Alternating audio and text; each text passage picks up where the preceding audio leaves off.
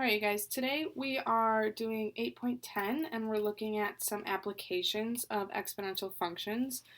So of the different types of functions we've studied this semester, exponential and logs actually have a lot of real-world applications. So we'll look at how to do some of those calculations today. You definitely will want a graphing calculator for these calculations. Just your phone calculator probably won't work as well. It can be a little bit tricky to type those in. So you want to try to find your graphing calculator if you can. So we'll look at two different formulas today, and we'll use both formulas for all of our application problems. So we can first start by going through the different variables of this formula. So this first formula we see here is for compounding interest. Now, this oftentimes has to do with money, so we'll use this formula when we're looking at money. So for example, when you buy a car and you're paying off your car, your interest will grow as you pay off the car, so this formula can model a situation like that. Okay, so we have a bunch of different variables we need to label here. So we'll start with P. So P is what we call the principal amount. The principal amount. Another way to think of that is it's the starting amount. So however much money you started with. So let's say you bought a car for $30,000. That would be your principal amount.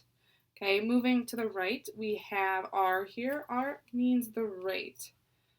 And typically we're looking at the interest rate for problems like this. And in the problem, it'll be given to you as a percentage, but we want it written as a decimal. Okay, so we want to make sure that we're writing the rate as a decimal when we use it when doing our calculations. Our A here is our ending amount or our final amount. So ending / final amount. Meaning if you're trying to figure out, how much is your car worth after 10 years, if it's depreciating at a certain amount, the answer to the problem after we use our formula will help us figure out how much your car is worth. And then back on the right, we have T in our exponent. So notice our exponent here has two variables. We'll talk about T first because that's an easier one. T, just like most cases, represents time.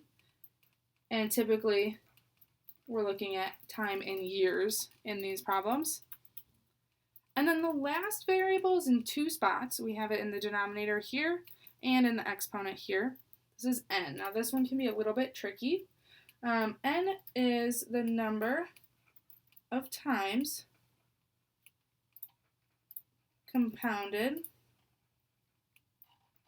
in 1 year. Now you might be like, I don't know what that means right now. We'll look at some examples and make it really clear.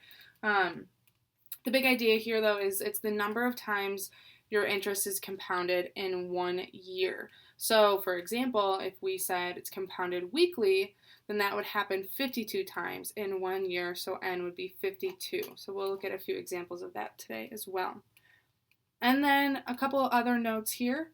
So if your initial cost is increasing in value, okay, so your initial cost is going up, like you're saving money in the bank, the growth factor will be a value greater than 1, and we use an addition sign in the equation. So right here would be an addition sign.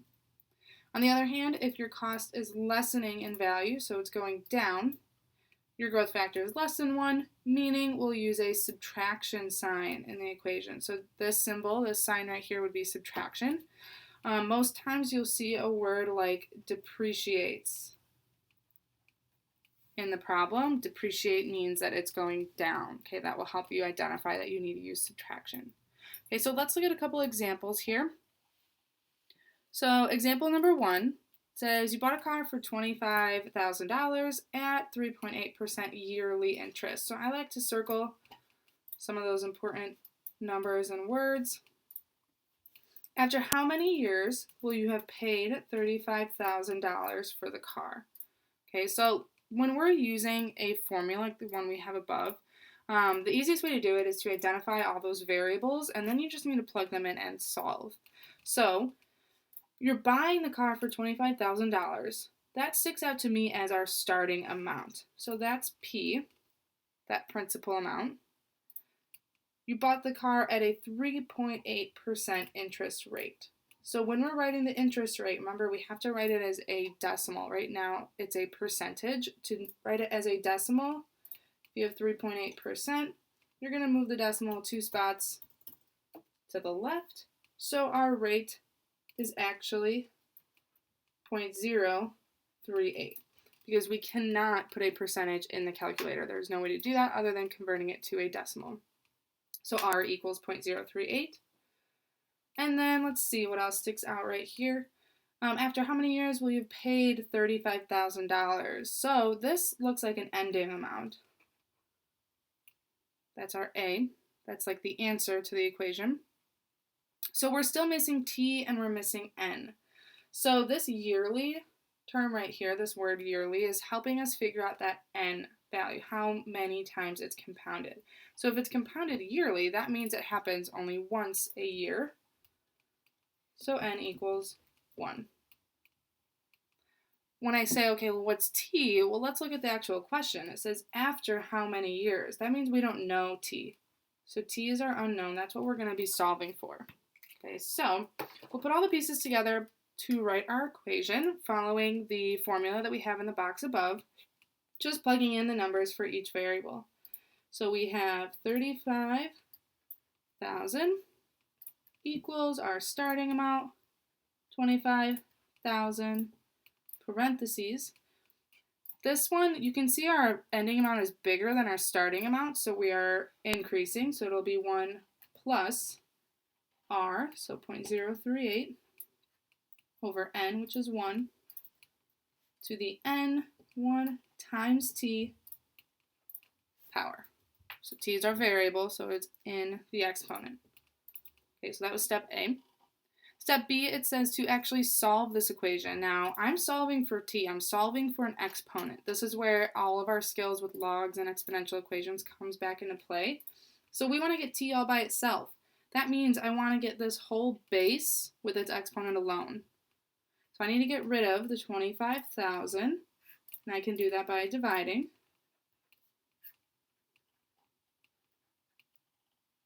You can type that in your calculator. We get 1.4 equals, now this is gone, 1 plus 0.038 over 1 to the 1t. Now I can do some of these calculations without a calculator. Okay, you need to simplify what's in parentheses first. So I'm going to follow my order of operations, do my division. 0.038 divided by 1, well that's just 0.038 to the 1t power. I can add those. 1 plus 0.038 is 1.038 to the 1t power. So now I have a base with an exponent all by itself. Okay, when you get to a point like this, you might be tempted to divide by 1.038. Don't divide here. We're going to switch forms. This is why we learned all of our log skills. We're going to write this exponential equation as a logarithm. So keep the base the same. So log of the base, 1.038, and switch the other two pieces. So that should be 1.4 equals t. Now I know 1t is the same as just t by itself, so I'm just going to keep writing t at this point. From here, we need to remember how to type a log into our calculator. So if you're going to type a log in your calculator, you either need to use a change of base form or check if your calculator has the fancy log feature. I'm going to do it as change of base so that everybody will be able to follow. So remember the base goes on the bottom of our fraction. So on top I have log of 1.4 divided by log of the base, 1.038 equals t. So log 1.4, make sure you close your parentheses here, divided by log of 1.038. And I got about 9.02. So thinking again, this is in how many years? It'll take about 9 years for you to have paid $35,000 for your car. Okay, let's look at example 2 on the back. So we'll do this one a little bit quicker here. I rewrote our formula up at the top so we can reference it. Here it says the 2016 Toyota Prius has an initial cost of approximately $24,000, so that would be our P. the initial cost. After 5 years, 5 years is telling us how much time has passed. So t equals 5. How much will the Prius be worth if the car depreciates? So remember, that's our signal to use subtraction in this problem. At a rate of 13% compounding monthly.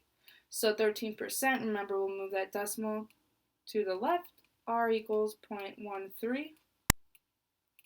Compounding monthly, that helps us figure out the n value. So now we have to know how many months are in a year. Hopefully you know that. Monthly would happen 12 times in 1 year. Okay, next we're going to put all the pieces together and write our equation, plugging in all the variables we just identified. This time we're trying to figure out how much it's worth, so we don't know A. So we're going to leave that as our variable. That's the only thing we weren't able to identify. A equals our starting amount, 24,000. Remember, this is depreciating, so we're subtracting R over N to the 12 times 5 power. Great. So this one's a little bit easier to solve because our variable is already all by itself. We really just need to calculate this right side. Now I want to look at the calculation a little bit closer here because people often make mistakes with this one. You need to be careful how you're doing this. So we're going to use order of operations. We're going to simplify inside the parentheses first. So I can do 1 minus, and then I'm going to use parentheses, 0.13 divided by 12. So, plugging that in my parentheses, instead of all of this, I actually just have 0.9891667. Look at how many decimals I'm leaving. You do not want to round in these problems. You want to round as little as possible. Try to put a lot of decimals here to make it as accurate as you can. And then I can do 12 times 5 as well. 12 times 5 is 60. So my exponent is just 60. Now, the biggest mistake we see with these problems is people want to multiply right here. But we're going to follow order of operations. We simplified our parentheses. Now we have to apply the exponent. So instead of clearing my calculator to keep it more accurate, I'm just going to click the caret.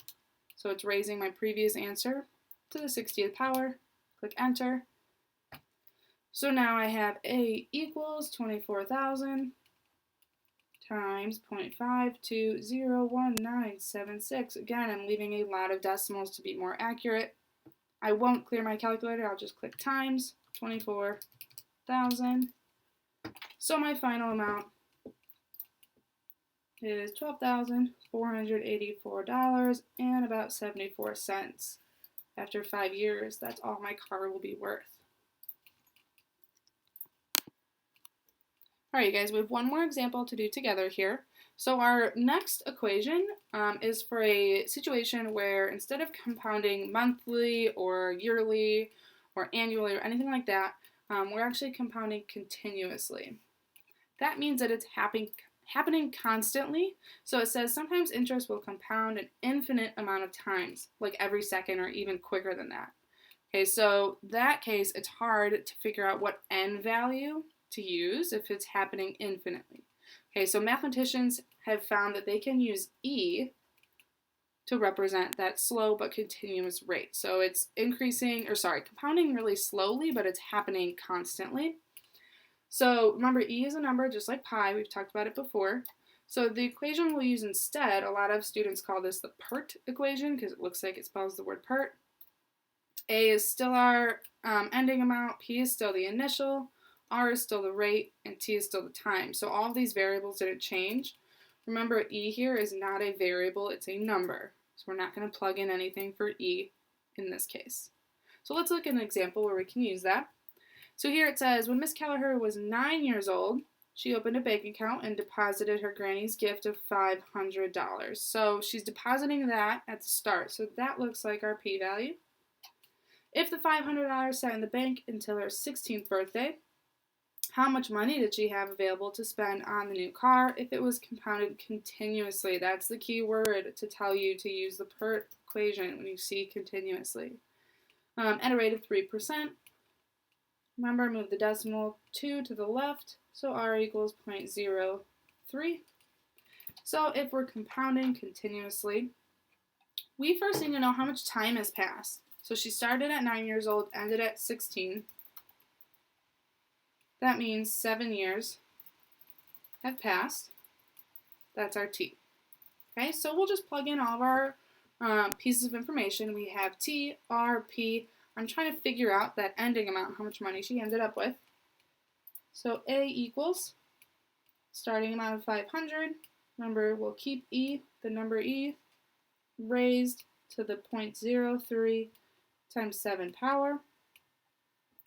This one is nice because it's pretty easy. Just type it all into your calculator at once since it's a little bit simpler. So 500 second divide will get you the e button.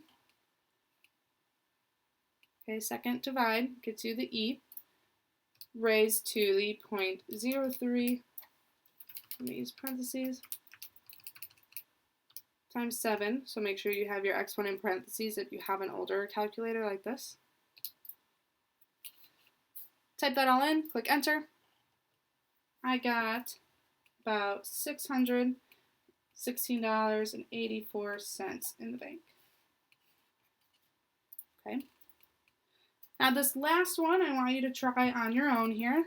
Let me look. The only thing that I want to point out is that we're looking at how much or how long it will take for him to have paid twice as much. So if he paid $250,000 at the start, think about how much it would be when he's paid twice as much. Okay, so pause the video, actually try the problem, and then when you press play, you'll be able to check your answer. All right, so take a look here at my answers. So you can see my equation set up right here. This is addition here because we're paying more for the house. Okay, so I divided by 250,000. I simplified inside the parentheses. Look at, I did not round. A lot of students want to just write 1.0. You want to keep all these decimals here. Switch to log form. Here's how I typed in that log into my calculator. I got 185.186 equals 12t. So then last step would be to divide by 12. I got about 15 years.